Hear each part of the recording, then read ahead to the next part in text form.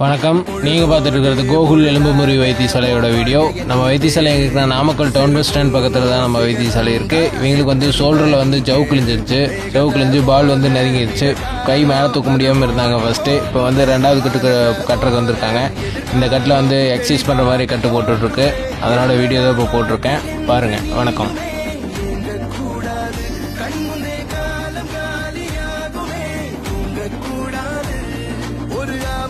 தன் போட்டில் அடபிச்சை வாங்காதே, ஆட்டம் போட்டு